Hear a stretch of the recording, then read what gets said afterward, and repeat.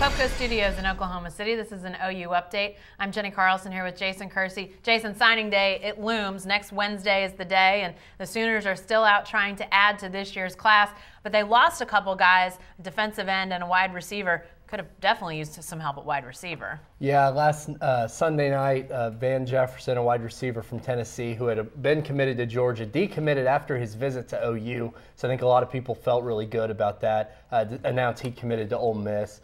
Van Jefferson, and then Deshaun Neal, a longtime defensive end commit for Nebraska, who had visited OU, and I think OU felt really good about, announced that he wasn't coming to OU either. So it's sort of a rough night last night for the Sooners on the recruiting trail. And this comes on the heel of the news that Marquise Overton, a longtime defensive tackle commit from Jenks, probably isn't going to qualify academically. So sort of a string of bad news for the Sooners. Well, a couple names that are still out there on the possible list are some linebackers. John Houston, a kid from Gardena, California, and then another linebacker, Arthur McGinnis, a guy from New Orleans. Do the Sooners have to get these guys? I think they have to get one of them. John Houston, I think, is a little bit of a long shot. He's a five-star guy. OU is in his final top five, but I think the thought is that he's probably going to stay and go to USC.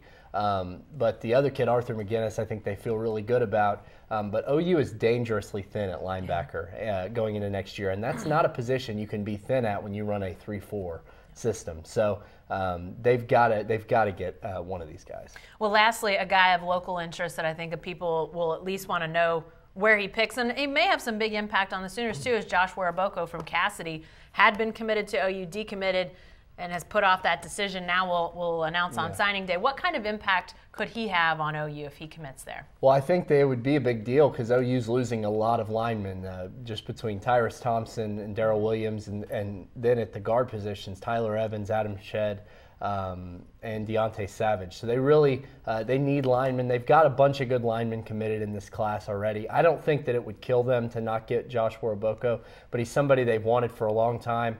I think that after he decommitted, the thought was that he was going to go a different direction. But things have sort of picked back up between OU and Josh Woroboko. So he's somebody they definitely want, but it remains to be seen. All right, he's a signing day commitment. We'll have a lot more on recruiting and signing day as that approaches next Wednesday. Be sure to stay with the best coverage team anywhere at newsok.com and every day in the Oklahoman.